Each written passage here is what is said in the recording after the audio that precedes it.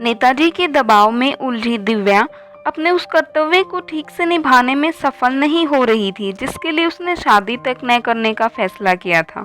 फिर जब कनिष्क से उसकी मुलाकात हुई तो उसके विचार बदल गए क्योंकि हेलो दोस्तों, मैं मिंटर नैन्सी फोगाट स्वागत करती हूँ आप सबका हमारे YouTube channel mentor Nancy Phogat में। हमारी आज की कहानी का शीर्षक है संकल्प। दिव्या को देवरिया आए कुछ समय ही हुआ था। अपने ऑफिस के लोगों और अपने एरिया को दिव्या थोड़ा बहुत समझ गई थी। शिक्षा अधिकारी के पद पर रहते हुए दिव्या अपने काम को बखूबी निभा रही थी। अचानक एक दिन क्षेत्र के नेताजी का फोन आया जो किसी की नियुक्ति के संबंध में था। दिव्या ने बात को टालने की कोशिश की और 2 दिन बाद फोन करने को कहा। उसी दिन दोपहर 3 बजे के समय उसके जिले के डीएम और एसपी के साथ बैठक थी। जिले के एसपी कनिष्क एक नव नियुक्त अधिकारी थे। उनकी पहली ज्वाइनिंग देवरिया ही थी। क्षेत्र के कुछ महत्वपूर्ण मुद्दों पर विचार करके बैठक समाप्त हो गई।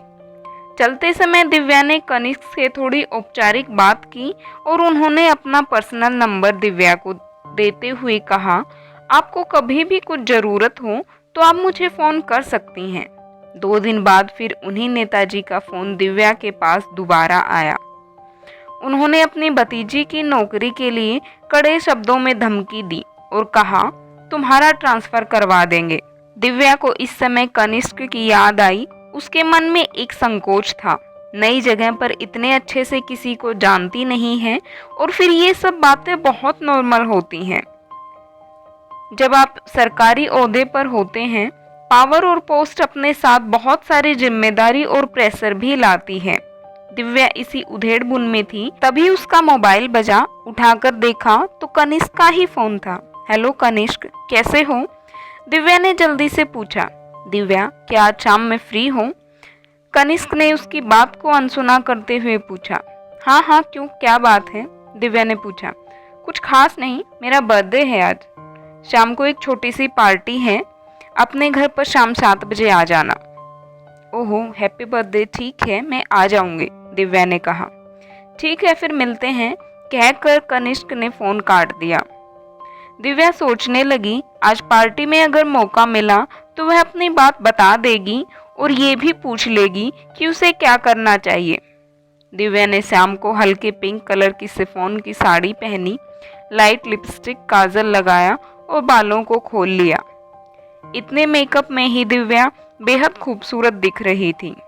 शाम को दिव्या टाइम पर कनिष्क के घर पहुंची। लॉन में पार्टी का इंतजाम था। हल्का संगीत बज रहा था। रात रानी की भीनी भीनी खुशबू चारों ओर फैल रही थी। 4-5 गोल मेज कुर्सियों के साथ लगी हुई थी। बहुत अच्छे से सारे बड़े पेड़ों में लाइटें लगाई गई थी। लॉन में एक तरफ कांच की टेबल के सामने सोफे पड़े थे। उनके पहुंचने पर कनिष्क ने उनका स्वागत किया। कुछ मेहमान आ चुके थे। कनिष्क ने सबका परिचय कराया। जिले के लगभग आधे से ज़्यादा अधिकारी उसकी पार्टी में आए हुए थे। धीरे धीरे मेहमान बढ़ने लगे। कुल मिलाकर 50-55 लोग आए थे। दिव्या को कनिष्क ने अपने भैया भाभी से मिलाया। दोनों ही दिव्या को बहुत अच्छे लगे। केक काटकर कनिष्क ने अपने भैया भाभी को खिलाया, फिर एक एक मेहमान को खिलाया। दिव्या को केक कनिष्क ने अपने हाथ से खिलाया। केक खिलाते हुए उसने कहा, आज तुम बहुत खूबसूरत लग रही हो। दिव्या धीरे से मुस्कुरा दी। खाने के बाद जब दिव्या जाने लगी, उसने कनिष्क से कहा, किसी दिन घर आऊं भैया भाभी के साथ। कनिष्क ने तुरंत पूछा, किस दिन आऊं, और शरारती अंदाज में दिव्या की ओर देखा। कल आ जाओ, दिव्या ने भी तुरंत कहा। अगले दिन दिव्या ने कनिष्क को फोन किया, आज शाम 8 बजे घर आना है आप लोगों को। हाँ हाँ, मैं समय पर पहुंच जाऊंगा, कनिष्क ने भी जवाब दिया। रात को कनिष्क अपने भैया भाभी के साथ दिव्या के घर पहुंचा। दिव्या ने कनिष्क से पूछकर उसके भैया और भाभी की पसंद की चीज़ें बनाई थी। खाना उन लोगों को बहुत पसंद आया।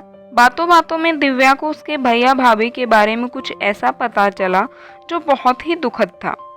दिव्या ने कनिष्क और उसके भाई भाभी को खाना खिलाया। टेबल पर बस औपचारिक बातें ही हो रही थी। भाभी दिव्या से उसकी पसंद पूछती हैं, धीरे धीरे उसके परिवार के बारे में पूछती है। दिव्या कहती है, भाभी मेरे मम्मी पापा हैं, एक बड़ी बहन है जिसकी शादी हो गई है।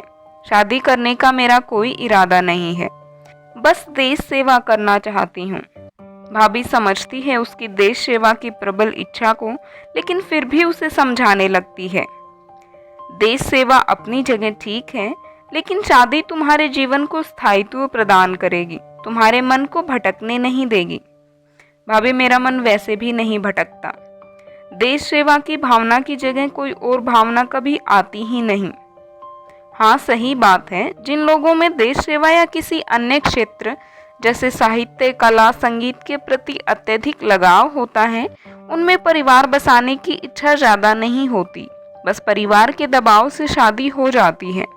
भाभी, कुछ ऐसे भी लोगों से मिली जिनका पहला प्यार असफल रहा और फिर उन्होंने अपना पूरा जीवन शिक्षा को समर्पित कर दिया। मेरे एक टीचर थे, पूरा जीवन मैथ्स पढ़ाने में लगा दिया।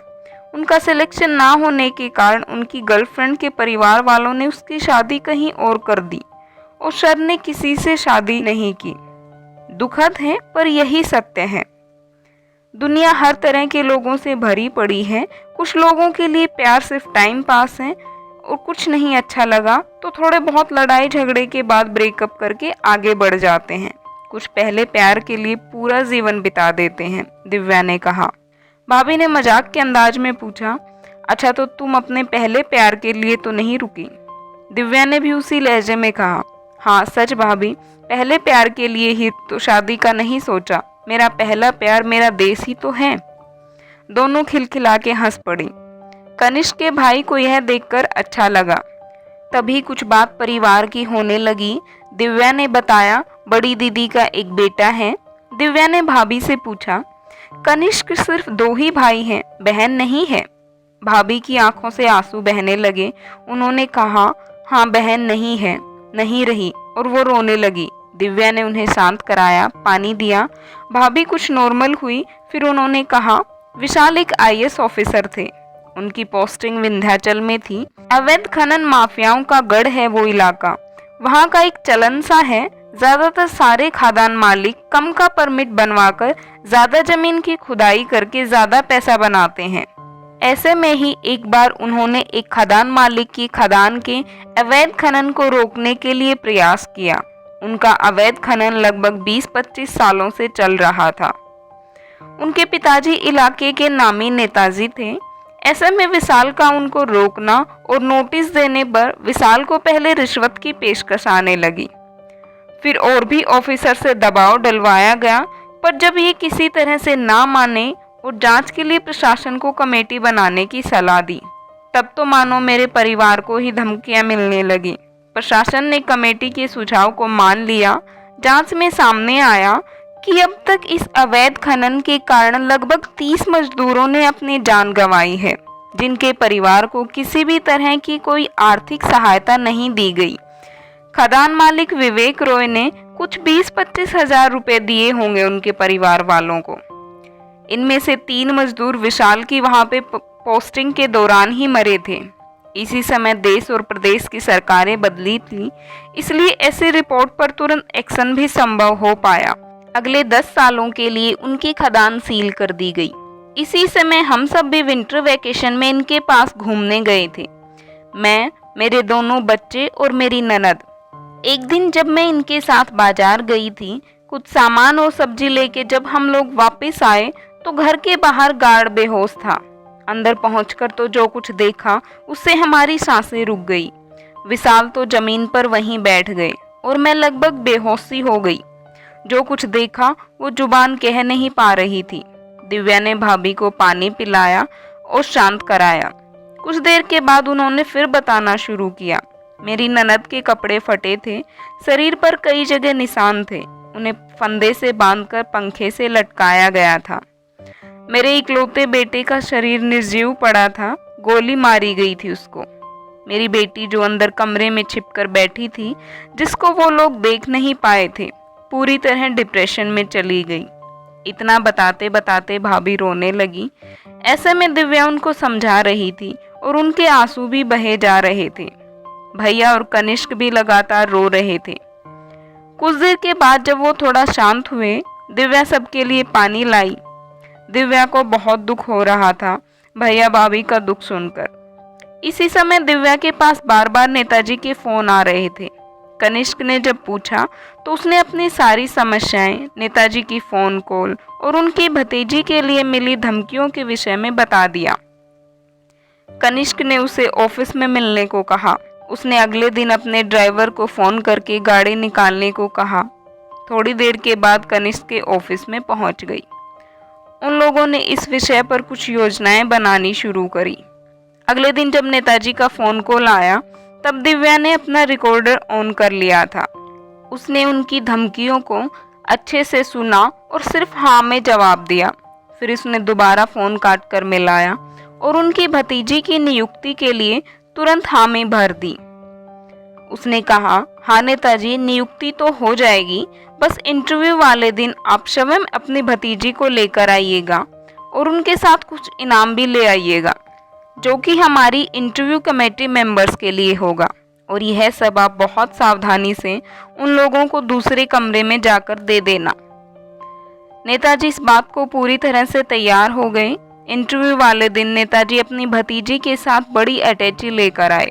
उन्होंने अपनी भतीजी को अंदर भेजा और स्वयं अटैची लेकर इंटरव्यू लेने वाले कक्ष के बगल में जाकर उन्होंने अटैची रख दी और दिव्या को फोन मिलाया। चयनिका ने कहा, वहां पर सादे कपड़ों में 2-3 लोग आएंगे, आप उनको बैग दे देना।